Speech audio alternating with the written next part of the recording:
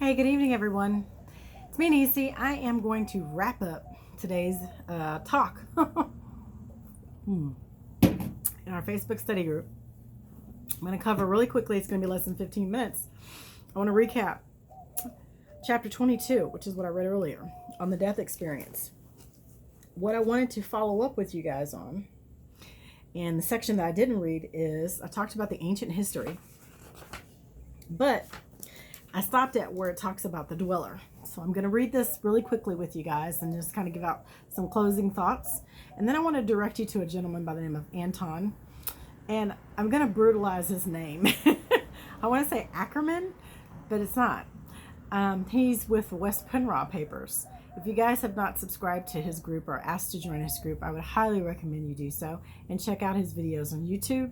Very knowledgeable individual, and I dare say he is woke and he understands we are living in Matrix and what's going on.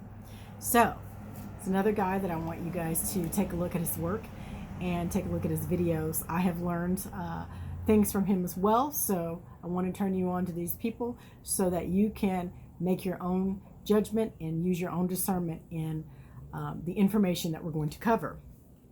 Okay, so what it says about the dweller, I'll read this quickly. The dweller on the threshold is several things. In biblical allegory, it is the angel that was placed at the gates of Eden to keep Adam and Eve from returning. It is the most horrible demon you could possibly imagine. It is nothing but your own separate self. And I covered that in video part 1, and this is part 2. So once you pass, I'm going to paraphrase and jump down. Once you pass your dweller, you will enter into a void of a space, a place of nothingness and darkness. Somewhere in that void, you will find a light. Always look towards the center of the light and use your will to move towards it and into it. Do not get distracted by anything that may happen around you. Even if phantoms grab at you, just concentrate on the light. When you move into the light, when you are engulfed in the light, you will be free, be one with the universal spirit. At this point, you will be given a choice to stay on earth plane and help others, or to go on and remain in paradise. The choice is yours, and there is no blame to going on. That is the final bottom line. And now that I've read this again for like 3 times, I've actually been in that tunnel, and I've actually seen it when I was a child. I remember that. And I'm here now with you. So, I came back. They sent me back. I never did voluntarily go through my death experiences in meditation. This is John Peniel talking.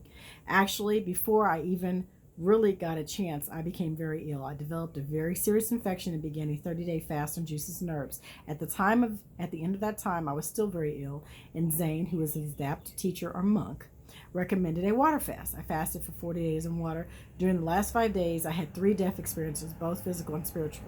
During the final one, I met my guides and I was given a tour of all things on the earth, all life, the entire universe. I then, under their guidance, totally reprogrammed my brain. I had 5 days of visions of the future. Then I began my journey as an initiated monk, and each moment has been a miracle of life ever since then. Things to do before you physically die. Until you have a death experience, there's a special death awareness technique you can develop that can have a profound beneficial effect in your life even before you have a death experience. Everyone should constantly be reminding themselves that they could physically die at any time. Remember, you are in fact going to die someday. One of these days you will be just a few minutes from death. Seriously think about that. Contemplate it for a while. And in thinking about it, think about how you are leaving things and how you are using your life right now. Here are some examples, is what he's saying. 1, if you're going to die in 5 minutes, is this the way you would have left things with the people in your life, how you want to leave them? 2, are the last things you said what you want to have left said? 3, have you left anything unsaid that you would have wanted to say before you're gone for good? 4, with the perspective of knowing that you are going to die at any minute, how important to you is that issue that really irritated you about living with so-and-so, or what so-and-so does, or things that you don't like about how or where you must live, etc. 5, is this terrible argument you have had really important? 6, have you done what you've wanted to and needed to do with your life? And 7, what is the legacy you are leaving? Are your last actions the actions you would like to be your last name? Walking with death by your side. And this is to wrap it up. Here's the method you can use to remind yourself of death. Personalize it and keep it with you. Live your life consciously aware that death is always standing by your side, only at arm's length away. Then you will live accordingly. You won't live in fear. Quite the opposite. It frees you to live life fully. I highly recommend everyone contemplate their death, and it shouldn't just be something you remind yourself of daily. It should be constant, or at least as frequent as you can make it. It really helps to keep things in perspective and changes the way you live. When you are always aware you might be dead any second, you really live. Awareness of death begets real life. That, my friends, is the end of that section in chapter 22. And to regroup and to recount, I have grown so much in reading this book, The Lost Teachings of Atlantis. I have linked in the Facebook study group the website where you can go check out the audiobooks. You can check out the workbook that goes with this book, and you can order this book. The website is just full of information. I believe it's atlantis.to. Okay, www.atlantis.to, and it talks of it. It actually has it in the back of this book, and you can send them emails. Yes, www.atlantis.to, and there's an email address and a phone number. So I highly recommend this book for your journey. I have skipped around the book, true enough, which they recommend that you don't do.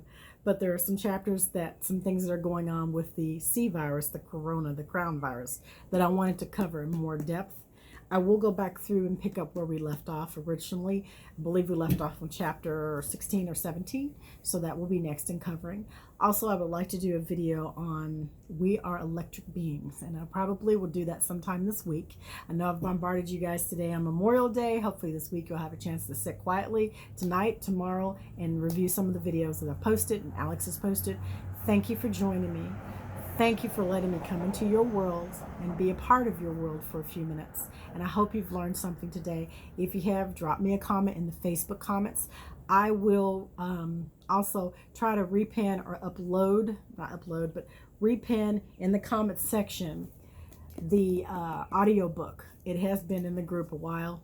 I think we've posted it a couple times, but you guys really need to just take a time and listen to it. It is 26 chapters long. It will take you days and weeks to finish, but I tell you, it is one of the must reads that you do need to work towards reading and growing in your spiritual development. I do have several other books that I do want to cover, but it does take time. Everybody works and has a life, so I will try to get through these books as I can and explore some of the talking points and highlight some things that I found that was interesting. And please, by all means, chime in the group and let me know how you feel about the content on Facebook. And if you'd like to review or talk about a book, I also highly recommend A Stranger in a Strange Land, which is a fictional book, but it talks about grokking. It talks about, it covers a lot. And it's a fictional book. It's almost like this person was tapped into the Akashic Records. I know I've mentioned it before, and I want to mention it again to you guys. So thank you for joining me. You guys have a great night. And remember, be the change that you want to see all around this planet, because it is up to you and I to make that change. Good night.